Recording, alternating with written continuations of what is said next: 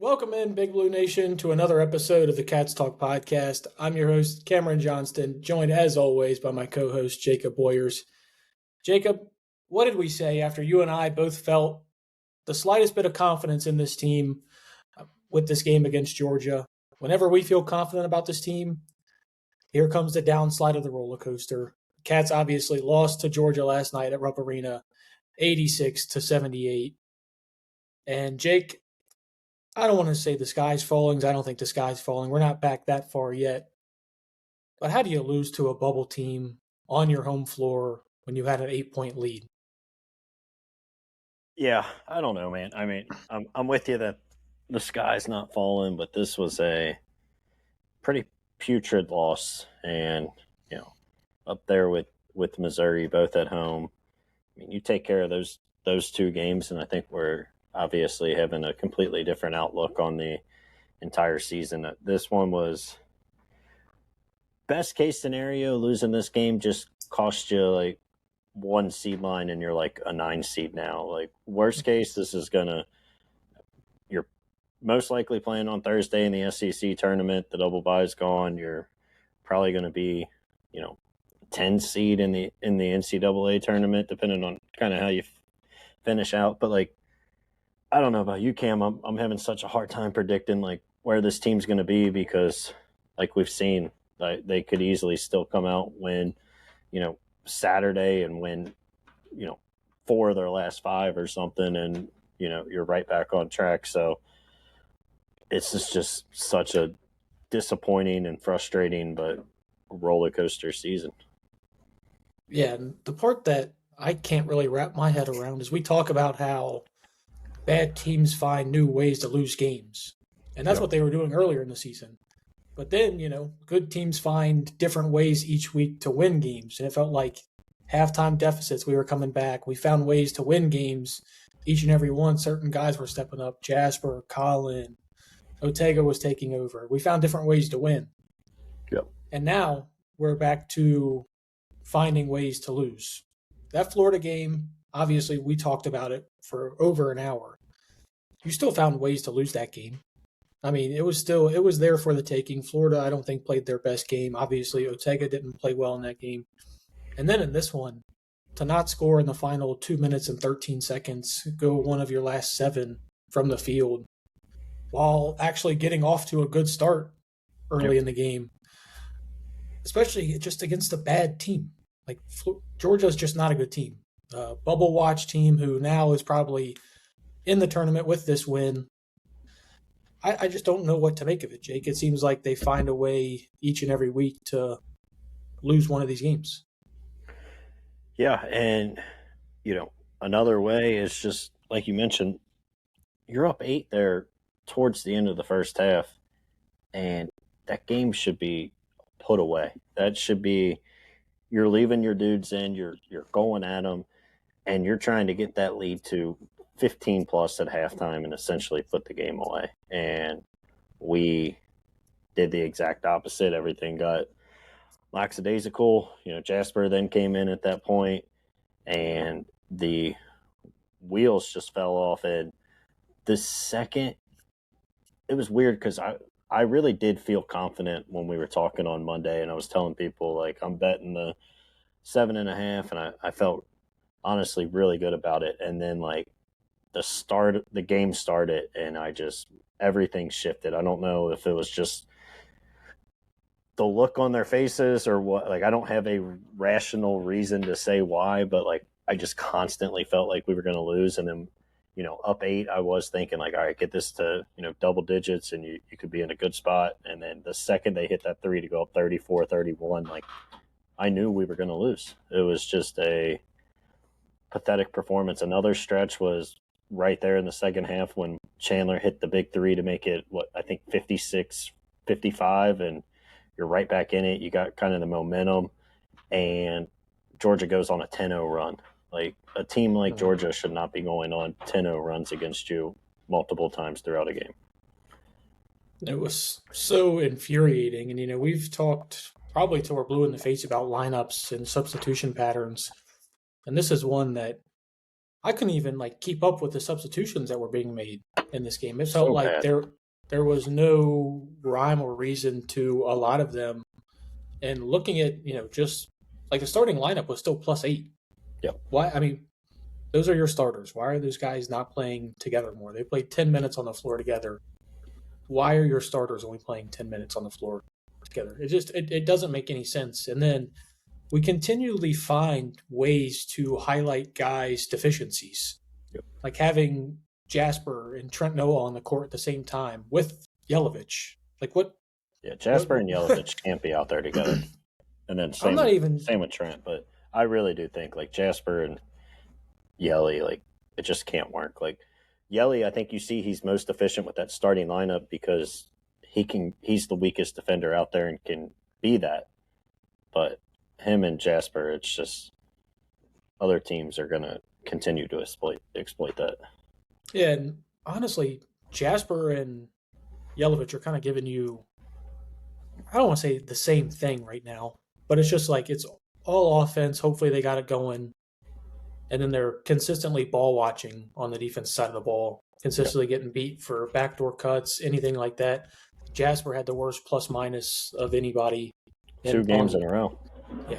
And, we've talked about how, like, the plus minus isn't the end all be all for stats. Sometimes those can, mislead you. But back to back games and, the eye test really matches what's going on with Jasper right now. And Jake, before we even recorded, you're like, Travis Perry, it's looking more and more like it. I'm still not that far yet. I'm not that. Yeah, that was an overreaction, but like it's clear, and we've said it all season. He's not the guy that you hoped when you recruited as a quote unquote 5-star.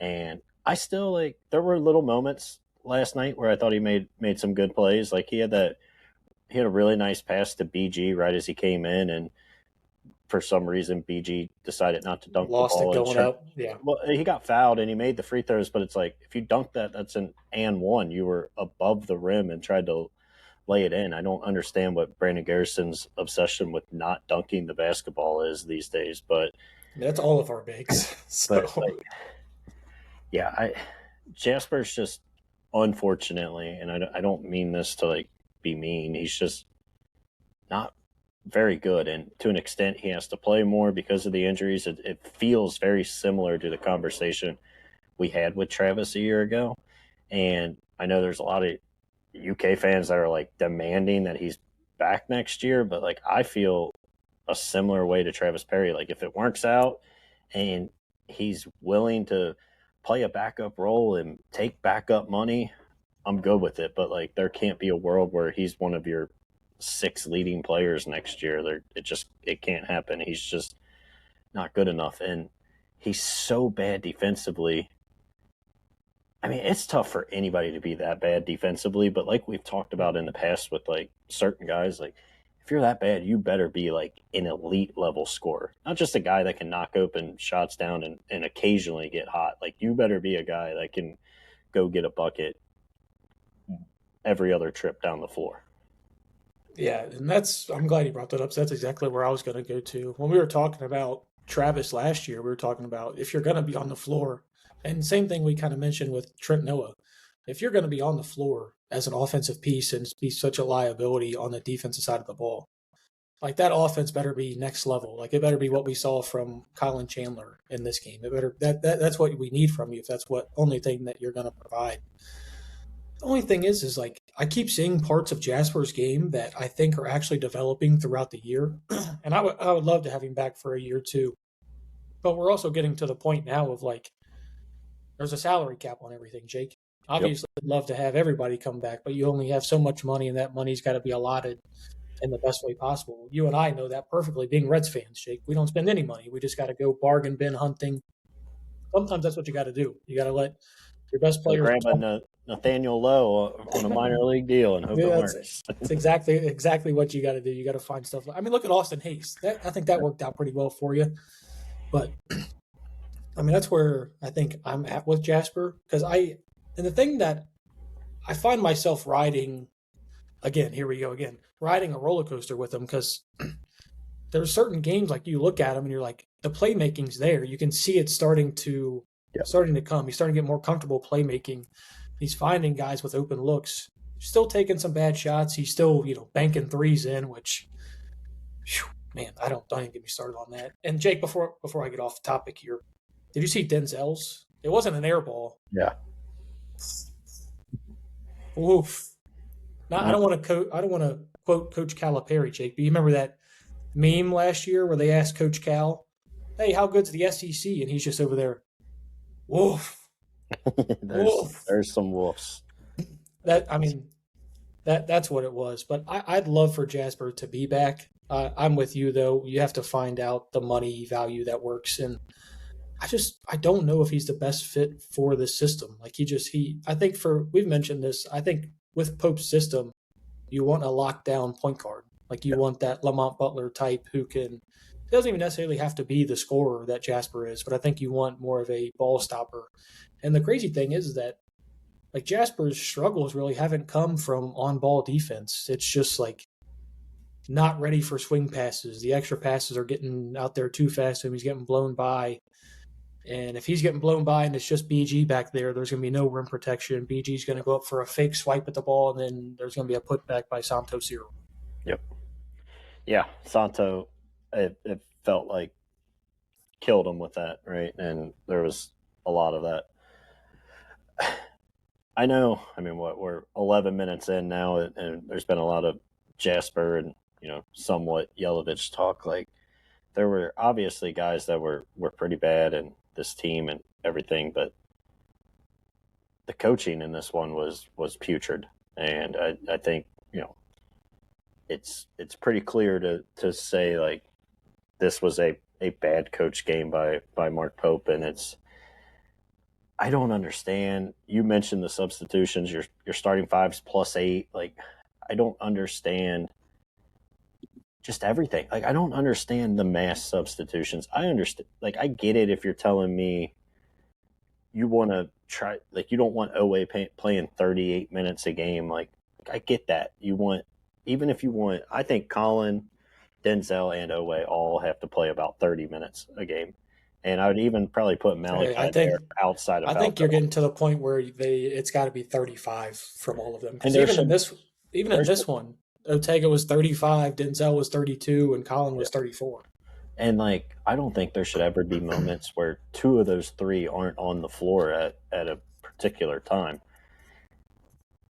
But I don't understand making the like mass substitutions. Like, work your bench in with getting one guy a break, right? Like, you don't need to pull away and Denzel at the same time, or Denzel and Colin at the same time, along with Malachi, and run a lineup of BG, Yelovich, Jasper, Owe, and, Mo, or, well, not Mo, I guess, or Trent Noah. Like, we saw that lineup it was only a couple minutes, but like, still, like, that should never be the case. We've talked at length about how much Owe looks better in these particular lineups. Like, think about the games Trent Noah's looked the best. It's when he's out there with Denzel, Colin, Owe, and Malachi. Or, probably same thing, we can make the case for Jasper. He looks best with those other two guards on the floor, and, Malachi still out there. It's like we're doing these 3-4 of your starters not in at the same time, and this team is nowhere close to good enough to do that. And we saw some of that a year ago, and I think it's even more detrimental this year just because this bench is not very good. The bad thing is, Jake, is that I think there's a lot of guys that can't play a good amount of minutes with certain people. Like, I don't like seeing Otega and Jasper on the floor together. Like, that's one that I don't like. It didn't work any part of the game yesterday. And there was a good amount of time where those were just the two guards, and that's how we were running with it, with Trent at the 3 and then BG and Mo, or Yelly and Malachi. Especially because when you're talking about those two defensively, there's no two people who ball watch more than Otega and Jasper. And you're just getting beat constantly on the defensive side of the ball. And I know it sounds like I'm trashing Otega here, and I'm really not trying to. He obviously had 28 points, tied his career high. But there's just, when your best player is someone who does similar things to like what Jasper does, on the defense side of the ball, just without that upside that Otega has for pick sixes. Yep. You can't play them together. And Jake, tell me, this is just talking about lineups here. Are we ever going to see a lineup with Yelovich and Mohamed Diabate on the floor at the same time? Because I don't know if we've ever seen it, and I would love to. Like, that's, in my opinion, like, I think that's probably, with getting offense out there and, like, not sacrificing physicality and defense, I think that's your best bet with the combination of the four of those guys. Because then Mo can slide down and play the four, still gets those rebounds where you can see Yelovich is struggling in those pick and rolls, and when he does have to go out and guard the perimeter on those back cuts. I honestly think that's something that solves a good amount of problems for us, but it's something that Pope is just refusing to do, and I don't know if we've ever seen it. Yeah, I know, and I said it after Florida. I'd probably reiterate it again on this one. Like, I think this would have been a really tough game for Yelovich at the 5. Like, he would have been pushed around, and I know it was a bad game also, regardless, but like, yeah, but they were what, like 255th in defensive rebounding. Like, this was not a good rebounding Georgia team. Yeah, and really, I mean, it wasn't something that wasn't the problem. Like, that really wasn't the problem in this game. Like, we out rebounded Georgia 43-36, had the same amount of offensive rebounds. Like, that wasn't the problem in this game. I don't know, man. You got to start trying something with the bigs, because if you're not willing to run out Malachi and Yelovich for an extended run, and you got to, because when we're talking about like these wholesale changes, yep, like that's what we're talking about with the bigs. It's every time. Like, you don't usually see a 1-for-1 swap. It's always 2 and 2. And at some point, man, like, I'd love to see Mo and Yelovich. And I genuinely think this was a very good game to be able to do it, because, I mean, Samto was not playing well before he came into this game. And I think a lot of that was done on Brandon Garrison. And I don't know, man. That's where I'm at. I can't watch BG be at the 4 anymore. I mean, I just can't watch him. I can't really. Yeah, I was about to say, like, I can't watch him be on the floor. I understand you got to give Malachi breathers, and there's games he's in foul trouble. Like, I understand he had to play. His hand was forced to play a lot of minutes at Florida. But, like, I especially can't watch him go out there and play the 4. I would much rather live and die by what Diabate and Yelovich can give you. And you mentioned highlighting, like, players' weaknesses, and I'm not going to say it was horrible in this game, but, like, there's still so many times where, like, we're putting the ball in Diabate's hand at the top of the key. And it's like, that's never going to really work. Like, you want him to be the Amari style, and, like, when he does pass it quick, it's usually not the end of the world.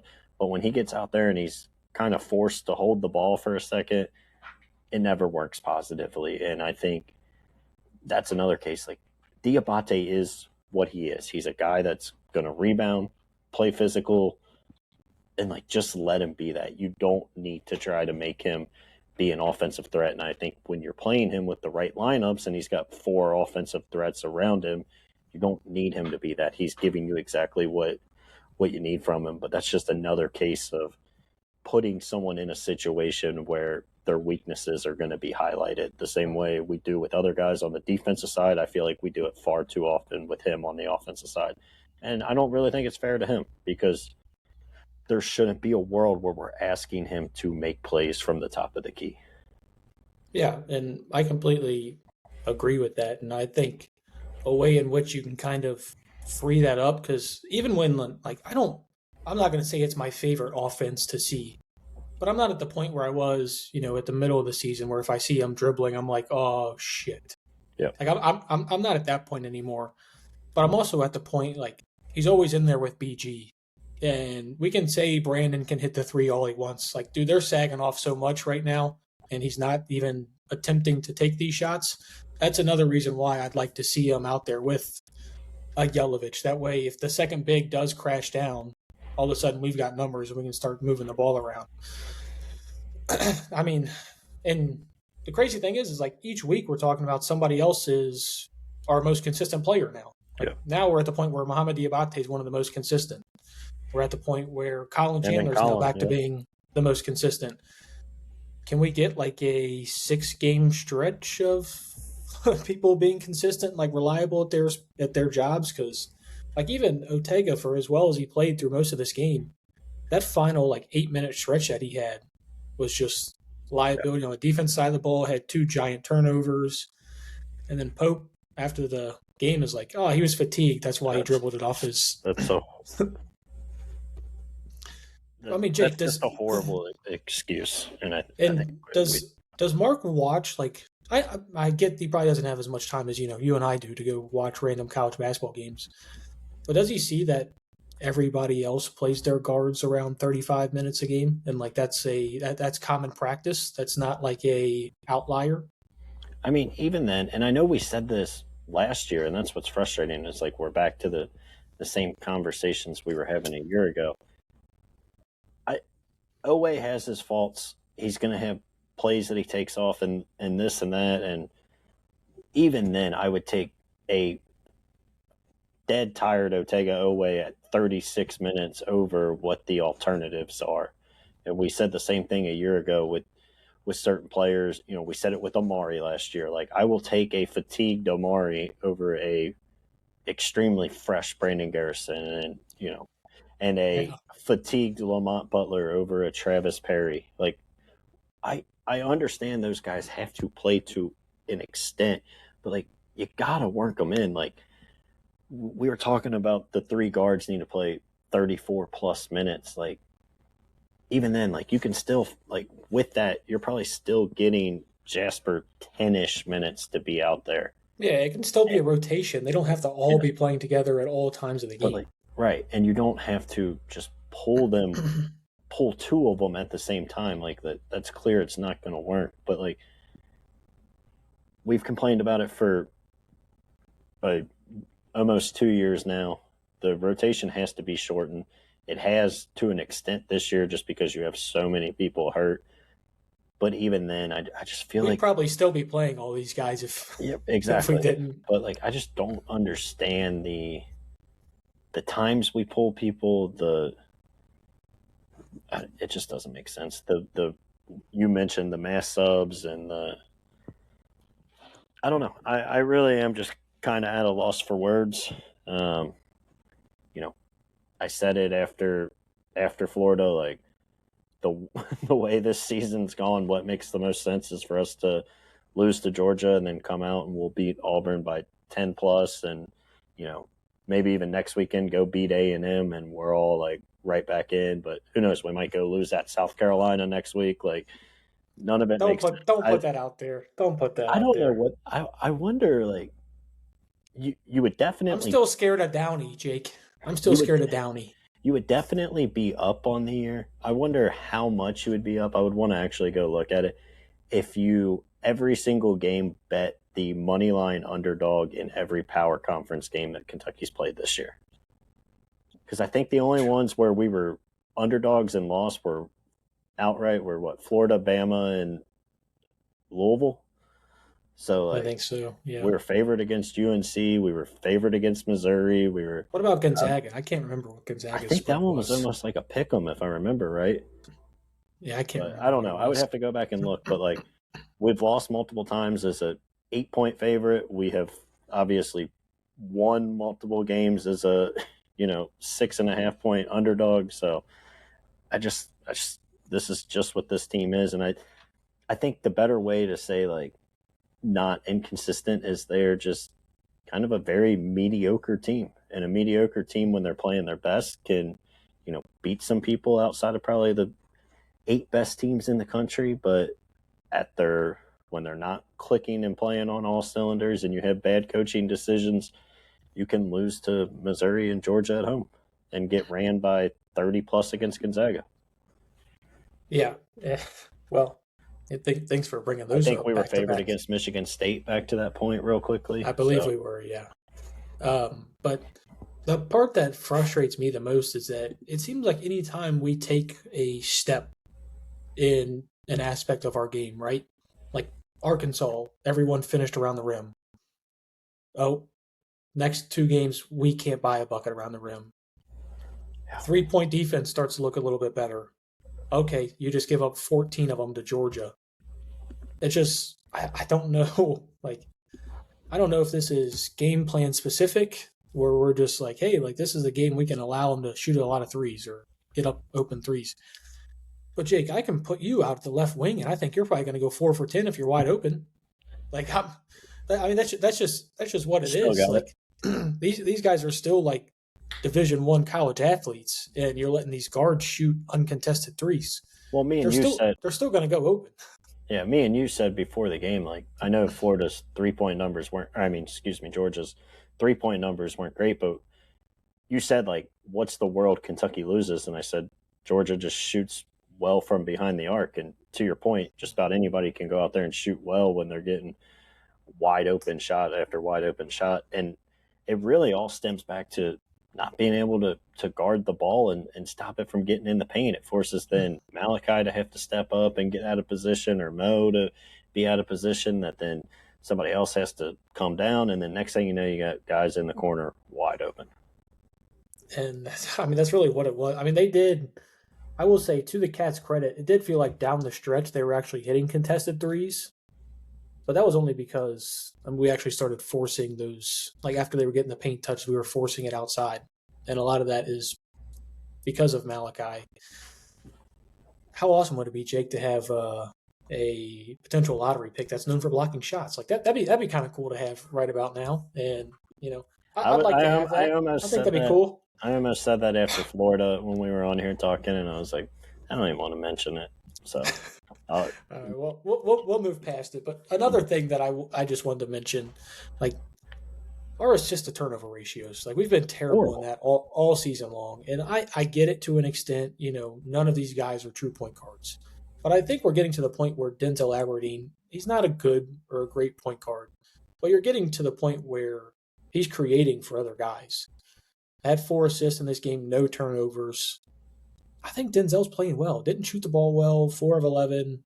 4 of 7 from the free throw line, which, Jake, you know me, and the free throws, man. It's killing me as well. But I don't understand. Like, you saw Denzel Aberdeen routinely getting in the paint in the end of the second half and creating open looks for Colin Chandler, who actually missed both of them at that time. But, like, you saw him getting there and getting us shots that we wanted to take.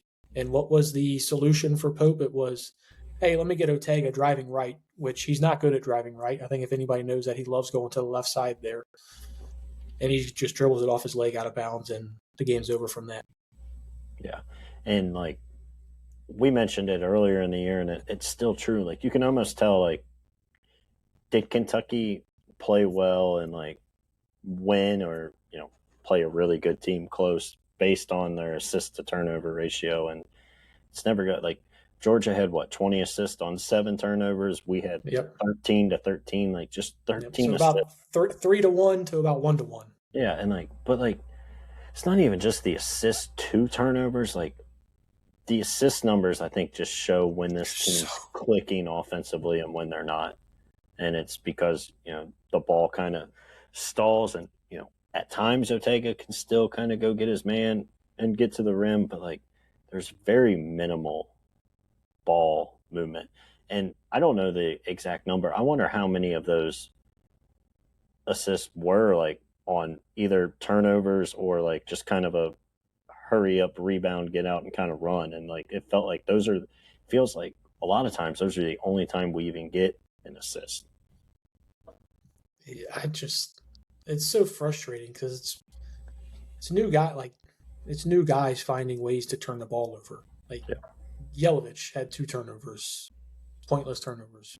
Malachi had 3. Otega had 4. It's like, you get to a point and it's like, we gotta.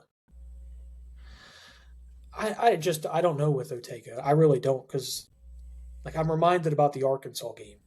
Anytime I say anything about Otega Oweh, that's the first thing that's brought up to me is, oh, what about that Arkansas game? He did everything in that game. If the 1-2 is there and he's locked in on the defensive side of the ball, he's terrific. He's always going to turn the ball over.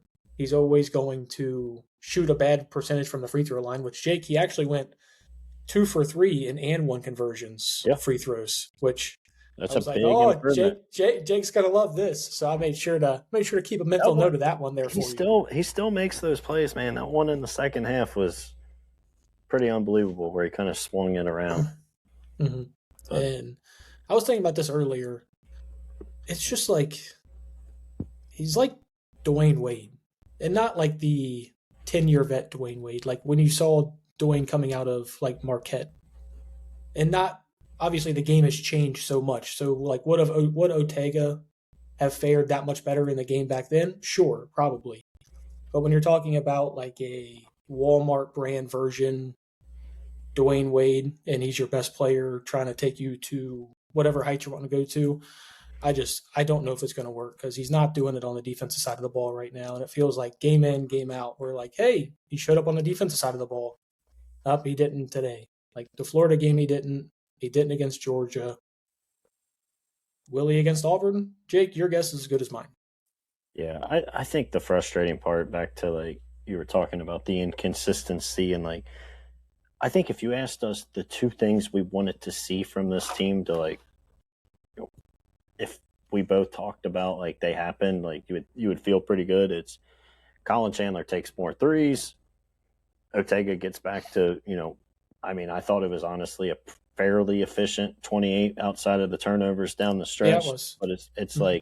like those would have been two things that, like, if I told you that before the game, you probably do think we win by 10 plus. It's just everything else was so bad. Like, I still think, now, can you be a Final Four team with Otega as your best player? Probably not. But, like, could this team be consistent and be, a team threatening for the second weekend with him as your best player? Yes. But, like, you got to have stuff around him that helps. And I think clearly we talked about with coaching decisions and the way Jasper, Yelovich, and BG played last night, like it's going to be extremely hard for you to essentially overcome that. And Denzel, with a pretty poor offensive performance. Yeah, and we talked about how we need those three guards to score about 60 to 65 Yep. in every game for us to have a reasonable chance of winning. But let's also talk about the other guys. Like, I mean, 4 points from Yelovich, 6 from Malachi, 5 from Jasper, nothing from Trent, 2 from BG, and 1 from Mo. At least Mo got you 9 boards. Well, Like, yeah, again, these guys did other things outside of that. 6 offensive, like 6 of Dude, your 9 on the. Mo was ridiculous, and I love the role that he's kind of like I finally agree. started to adopt with this team, and it's really started to change the way I think he's viewed among Kentucky fans. But you're literally talking about, first off, you had 8 points off the bench. Like it's hard to win any game like that when Especially you with have how much you play your bench. eight Like, points off the bench, and then outside of those three, you had 18 points not named Otega, Denzel, and Colin. yep. It can't you can't win games like that. And I get that they took a lot. They obviously take a bulk of the shots. I mean, they took 30 shots in this game, but that's still only half the shots, Yeah. Jake. No, I mean, I agree. I didn't think it was obviously like Malachi's best game. sorry, 40 shots. I can't do math. They took 2/3 of the shots. But like I thought Yelovich was really bad, and I've been with you on the, like, he needs to play a little more. But like I mentioned after Florida, like part of that is you got to show them something in the 15 minutes you're getting right now. It can't just be, maybe if we play you for 20 plus minutes, things get a little better and you're not worried about coming out as quick. Like at some point you do have to perform. And I think he's a lot like, I know you kind of mentioned, like, he is a lot like Jasper. Obviously they're different players. One's a guard, one's a big, but like what they give you and like what they're doing in their minutes, I think is extremely similar right now. Right? Like neither one of them's really shooting the ball well. They have moments where they, make 3 or 4 good plays in a row and you're like, wow, this could be, something special. And then it's right back to they get cooked on defense and then they try to do too much on offense and it's either a bad shot or in Yelovich's case, he's turning the ball over a lot right now. So like it's tough. And then to your point of 8 bench points, you're playing the bench a lot. Like, if you're going to play them, they got to find ways to score. This ain't like, when Cal first got here, the John Wall team where he's playing 6 players, or the year we won the national title and we're like playing 7 and your 7th man's Eloy Vargas playing 8 minutes a game. Like, these guys you're getting a lot of minutes out of your bench for them to only give you 8 points. Like, it's just nonsense. They played 54 minutes and had 8 points combined was the bench production. And 2 of them were Jasper threes, like on his 2 of 8 from shooting. So, and I don't know, Jake. I'd love to say it's something that I think is going to change, but again, we're still not putting these guys in the right positions for. Yeah, I'm with you. I don't think. Right now, I think where Yelovich would be most comfortable would be playing alongside Mohamed Diabate. He doesn't have to be the physical guy. He doesn't have to be, and then he doesn't have to go guard on the wing on the other side of the ball either. Like, it kind of takes away both of his deficiencies and just lets him go highlight on the offense side of the ball. With Malachi, yes, Malachi gives you some of that physicality. Malachi also can't stretch the floor at all. And he can't. When you go out there, Malachi is not guarding anything but the 5. Malachi is not going to be able to guard the 3 or the 4, not going to have that ability to switch like Mo does. And I'm not saying, like, at any point Malachi should be benched for Mohamed Diabate. Not what I'm saying. But I'm saying when we're talking about trying to find lineups that work, instead of doing these wholesale changes with the bigs, like, see if it works. Like we're mentioning right now, like, none of it's working with the bigs scoring wise. Find a way to see if, even if it's Malachi and Mo, like, I don't think it's going to work, but hell, give it a chance. See if it does work. See if that's something that gets it going. I would take that over Malachi and BG together. So I didn't think we were going to see that one much either, and we did. So, and I am with you. Like, you mentioned it. The starters were still +8 in this game. Like, just run with that. I don't know, man. Like, here, tell me if this is something that you think of what Coach Pope thinks. I think like in this game specifically, he's like, oh, I got this lead. Let me get all these guys their breathers now. Let me get all of these guys. Let me get them their rest now. What about just pedal to the floor? Let's run this thing up to 15, 16 points, then get them the rest. Like, I get, you can't guarantee that it's going to go up like that. But why, if you know that when you do those wholesale changes, it's going to immediately get cut down? Like, I think even last year when Pope brought up this stuff, he's like, yeah, we know we're going to give up some when we do these changes, but, we're hoping they can just keep it. Hold on. Almost. Yeah. That's basically what he's saying. Like, just hold on to the ropes and hopefully, we're still leading when these guys get back in. How about you just, like, put the coffin nails in, man? Like, I agree with you. And I said that, like, that should have been right there. You're up 8. Go get it to 15 and put this thing away. Like, if we sniffed 15 plus at any point in that game, it's done. It's over. And yeah, you think Santo's going to play with that much effort in that game if they're down 15 plus? No chance. Yeah, and there's just none of that. Oh, man, I'll never forget. I'm gonna show how a 6th grade coach overcame this same thing and figured it out within one time, and Pope still hasn't. I'll never forget 6th grade. I wasn't the best player on the team. I was a solid, I started most games, but, solid 5th option. I'll never forget there was a game we went up 15 and our coach pulled our best 3 players, and within 4 minutes the game was tied and we ended up losing the game. And I heard the assistant tell the coach as we're walking off the floor, we can never not play 2 of those 3 at the same time ever again, no matter what the lead is.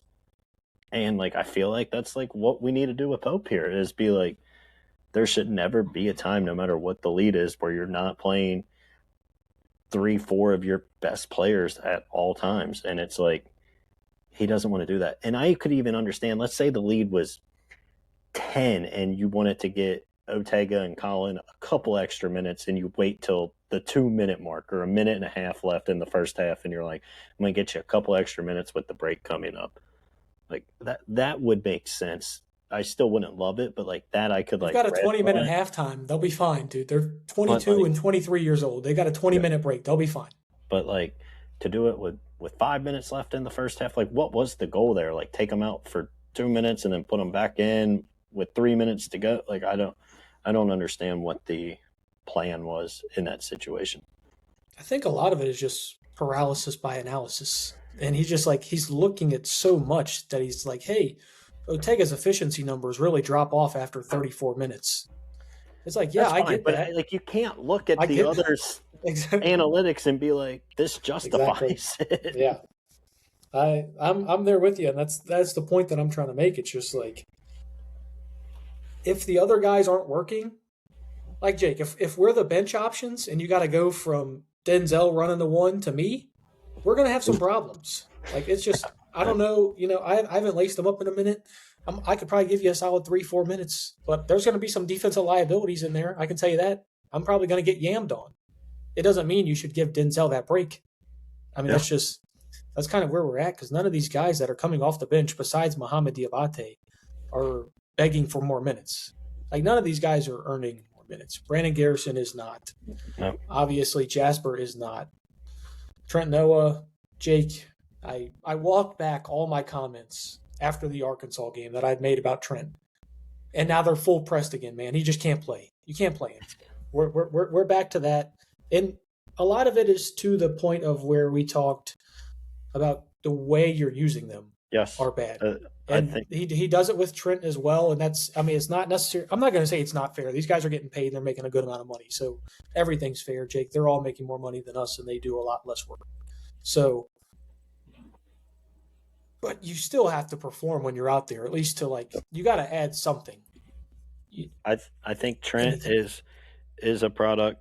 Again, he's not a great player by any stretch, I wouldn't say, but like he is a And player. when you're out there to miss the front end of 1-1, man, the front end of a 1-1, are you kidding me? It doesn't help, and I understand, but a white kid from Kentucky, and you're not going to make the free throws, Jake?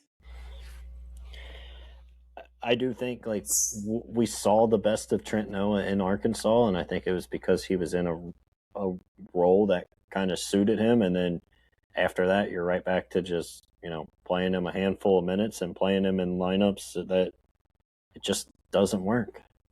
And I think it's back to that wholesale substitution, like the same way we talk about Jasper would probably look better with certain lineups, and Yelovich looks better with certain lineups. Like Trent, again, like this is a game I think he probably could have played the floor for a little bit. Like imagine how much better he would look if he's your obvious fifth option out there, and he's out there with Colin Chandler and Denzel and Otega. You want to talk about a team that can space the floor at that point, you got it with Malachi or whoever you want at the 5. I think that, but I'm not saying that's a lineup that needs to be out there playing 20-plus minutes, but of Trent Noah's 6 minutes that he's averaging a game, I would take him playing 6 minutes with that lineup versus what we try in these other situations.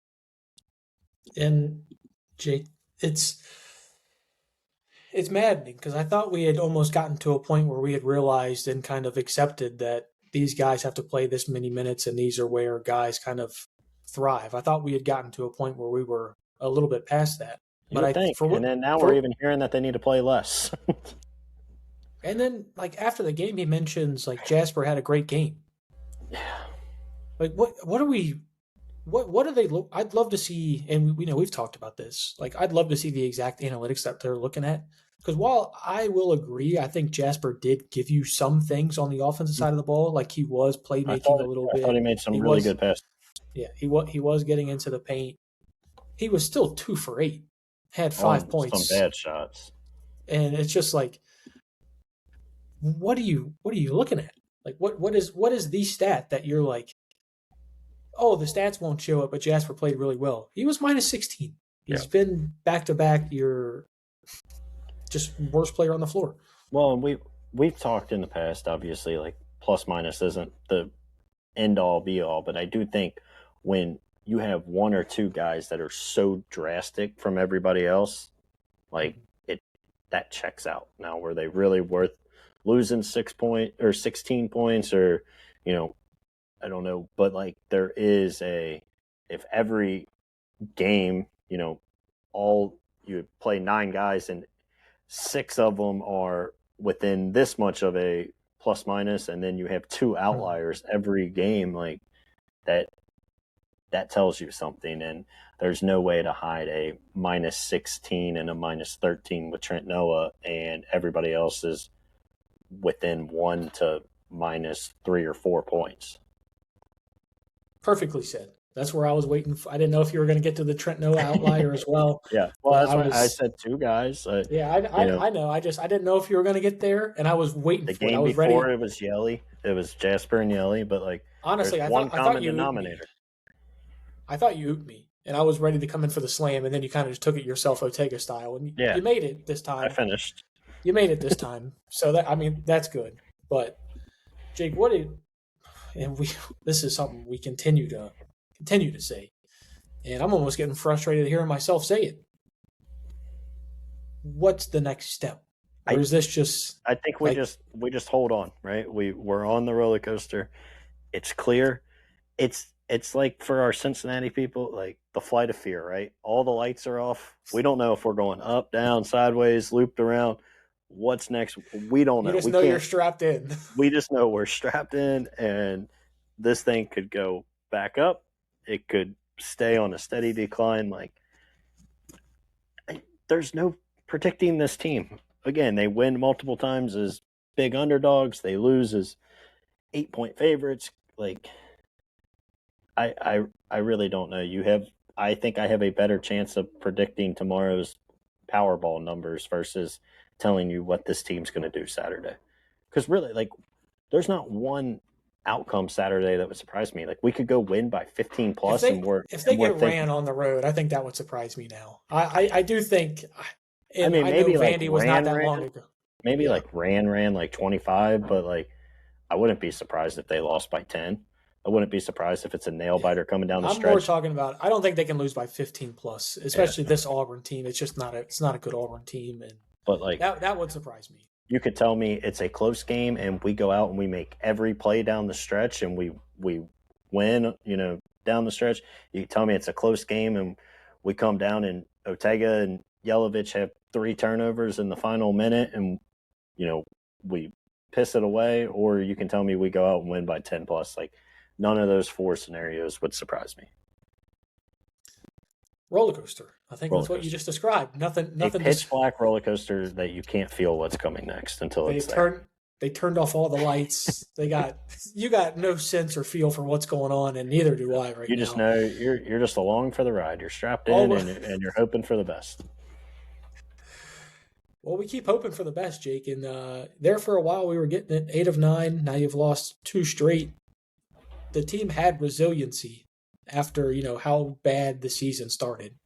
Do you think that that's something that they're going to continue with, or do you think this Georgia loss could be a snowball effect? Because the Florida game, we talked about how that's a game that they should lose. Like, let's just call it how it is. Florida's a better team. They were at home.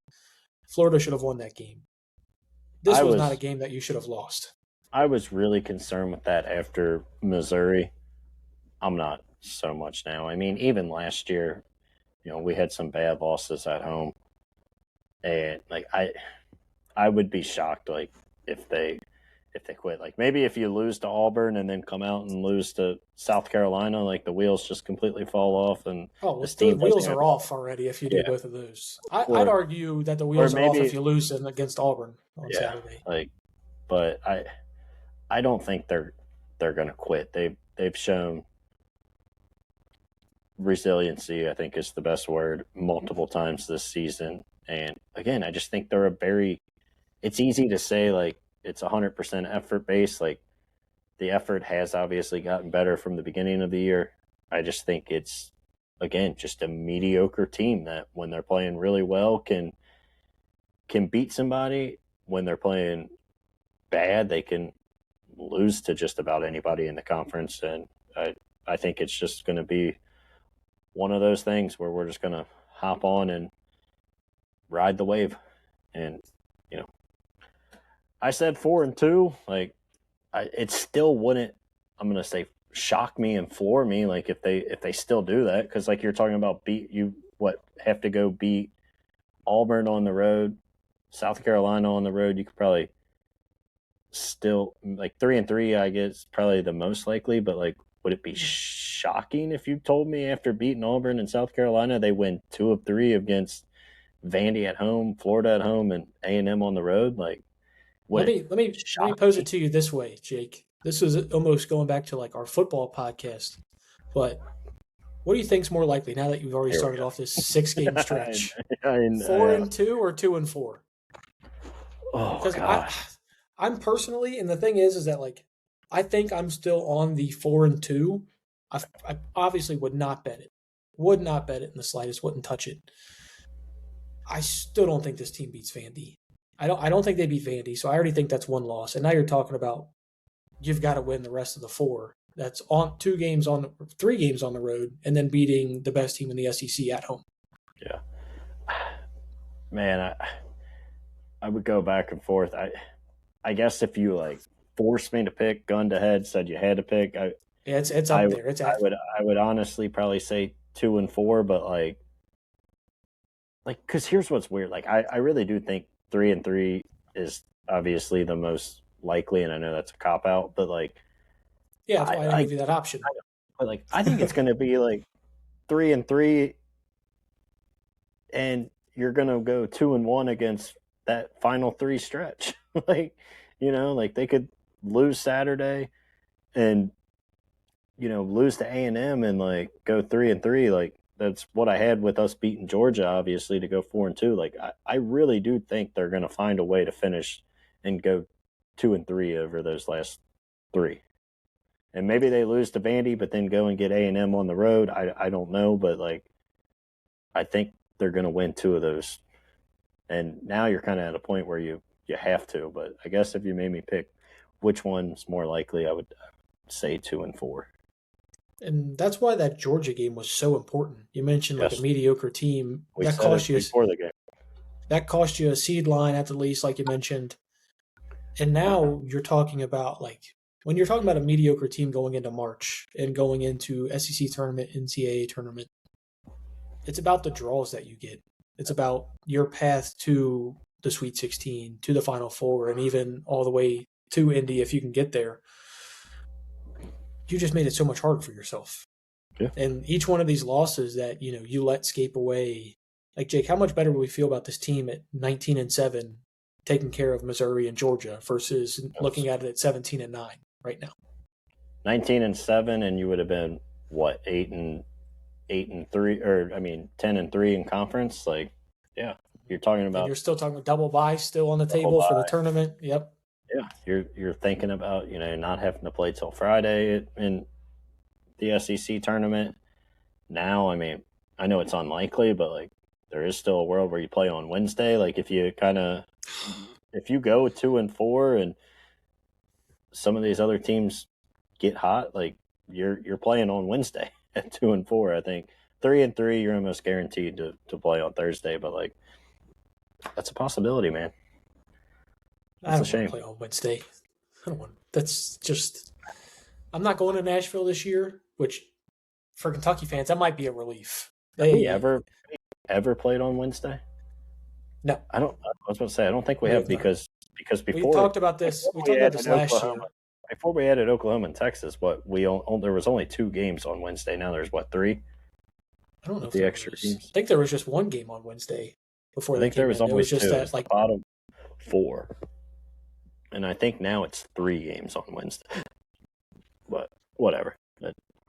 Bad podcast. Either way, we don't want to play on Wednesday. That's what we're talking about here. And if you're playing Wednesday, more than likely you're like the 9 seed. You're probably going to have to play Florida or Bama or Arkansas. 4 games on Wednesday now. So sorry. There's 16 teams. So I knew it wasn't 3. You said 3, and I was like, I know that one's not right. That just doesn't make that one just didn't make sense. But I couldn't remember how many it was before. But no, we had never played on Wednesday. We were fighting that urge last year. Even the COVID team found a way to get to Thursday.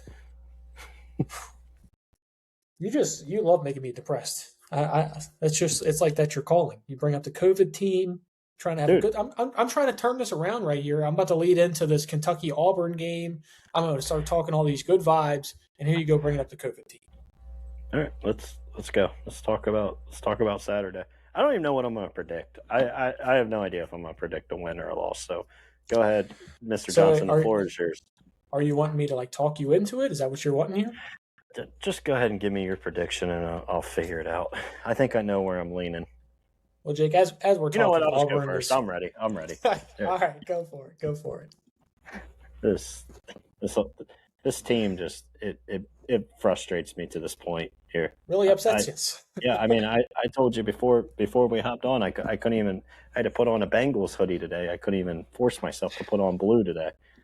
But yeah, that's even worse. You got a Reds hoodie over there. We still got outlook for this season, at least. We got April at least. we got till May 1st, and then it's my birthday and the Derby. So who cares? Yeah. No. The last time I said this, it obviously backfired, and we lost to Missouri. But I'm gonna say the same thing. I'm gonna pick Kentucky to win just because I can't imagine humping on here next Monday and doing this after a loss. And I said that before we played Missouri, and we lost, and we had to hop on here and talk about that one. So I don't know. Maybe history repeats itself. So, but I'll pick Kentucky to win. You got a score for me? Yeah, I guess I'll give you a score. I'll go 79-75. We make a couple plays down the stretch to get it done. Colin Chandler, another big three at some point. Jake, talk about making us look smart. We talked about drawing up plays for Colin, and don't get me wrong, I don't think many of these plays were drawn up for Colin, but he just took it. And I'm did he really? I mean, we're at the point now where that's the best shot you're going to get. The last 4 games of SEC play, he's shooting 65% from 3. And I love it, right? Like they ran that pick and roll with him 4 feet behind the 3-point line, and pulled it.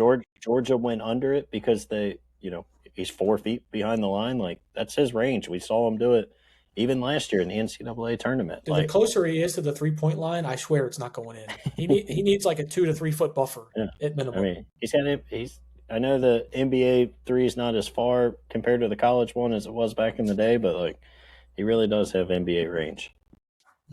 All right, Jake, I'm going to give you mine here. I'm also going to pick a Kentucky win.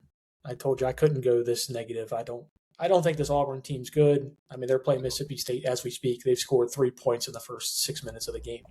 So, hey, don't challenge Kentucky. There's a very real world where we could do it. We've done it. Yeah, we have, Jake, and I don't like that you keep bringing up all this. Games with 11 minutes without a field goal. So, I mean, all right, enough of this negativity. I don't need it. 4 in 8 minutes, and they could have us doubled up. Enough of this negativity. I don't need it. But I mean, I'm sorry. They've lost 4 games in a row. Granted, those have all been top tier SEC teams: Tennessee, Bama, Vanderbilt, and Arkansas. So depending on what they do against Mississippi State, they could be in a real just landslide. Yeah. I mean, Todd Pettiford, it's still terrific. I think he's still very good, but I think Stephen Pearl's a clown. I mean, I don't never should have gotten the job. But. Yeah, I was about to say that we don't even need to get into that. We could probably go another 20 minutes on that. I mean, that's like John Calipari retiring and letting Brad take the keys. Which it's a little better than that. That would be. You want to talk about a cinema? I would love for that to happen in Fayetteville, Jake. Now that I hear it, I really want that to happen in Fayetteville. But getting back to this game, I don't think Kentucky's going to lose 3 in a row. I think they've gotten to the point where they're almost past that. I think this is going to be a game in which Colin gets a lot of threes. I actually think this is going to be a somewhat high-scoring game for us. I think you're starting to see us turn the corner when it comes to 3-point shot-making ability. And a lot of that is Colin. Denzel's making some. Otega's actually hitting some as well. I think there's a chance the Cats get near the 90s in this one, Jake.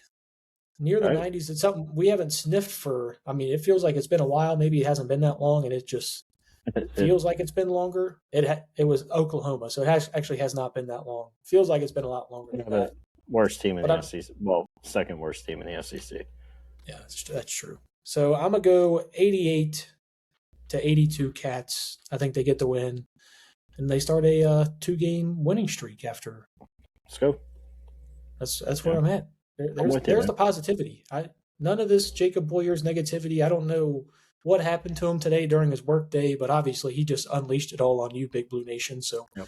I'm sorry, BBN, that I couldn't come in and be a sunshine pumper after we lost to freaking Georgia at home for the first time since 2009. So my bad. Hand up. Last time since Billy G. So I was waiting for it. That's literally, I paused because I was waiting for the Billy G comment. Jake, I kind of miss Billy G. Great guy. I'm not going that far. Great guy. No? I'm not going to dive into it because it is another 40 minutes. We'll talk about it, but like, I'm still not out on Pope. But yeah, I'm sorry. I can't be positive after less than 24 hours later of watching us lose to Georgia at home. As you shouldn't be, Jake. And, we're not sunshine pumpers here. Sunshine? We're not sunshine pumpers over here. But if there is good news in Big Blue Nation, we'll obviously be the first ones to give it to you here. Anytime I try to do an outro, this guy always finds a point to go in for. What do you got for me? I meant to bring this up, and I want you to give I know it's kind of a deeper question, but I just want you to give like a 30-second answer to it. I heard Rob Doster after the game on Field of 68 talk, and he said that this really shouldn't have been as a surprising thing. When you look at Georgia's roster and Kentucky's roster, they're a lot more similar than I think we kind of gave. I know we said Georgia's not very good, but his point was, on paper, these rosters right now are really not that different talent-wise. So I wholeheartedly believe what he's saying. I mean, I don't. You did say Georgia stunk, and I agree. And I think we kind of stink. I don't. I mean, I think that's kind of where we're at. We're talking about. I was really fishing that out there to get some negativity out of you as well. So I mean, all right, let's get out of here. That's where I'm at. Mr. Negativity, Cam Johnston, ladies and gentlemen, he can't hide it that well. He tries to. I tried to hide it. And then I tried to hide it. A good reporter like myself just asked one hard-hitting question. Thank God I didn't ask that to Mick Cronin. He would have screamed at me and berated me in the tunnel. Yeah, all I'm saying is, Jake, if I hear you raise your voice at me, we're going to have problems. Hey, 2 days ago I said he's the biggest crybaby in the sport, and it's nice, People say I don't know ball. I think I know ball, and I know people. Jake, the YouTube comments have been giving you a lot of grace, man. They say you know ball out there. The people are saying, Cam. The people are saying, and hopefully the people keep coming back, and make sure you guys like and subscribe to the Cats Talk Podcast YouTube channel. Follow us on X. Jake's usually getting in some Twitter beef with somebody, calling Jerome Tang a clown and taking victory laps on his firing. We've got that going on over there. Check us out on Facebook, Instagram, and TikTok. There's always some TikTok drama, Jake. We're not going to get into that here. But we've always got some drama firing over on the TikTok. Big Blue Nation, that is going to be all for Cam and Jake. We got to get back into the winning column, Jake. Saturday in Auburn, Alabama. Let's take care of the nepotism hire in Stephen Pearl. Let's, go Big Blue. Go Big Blue.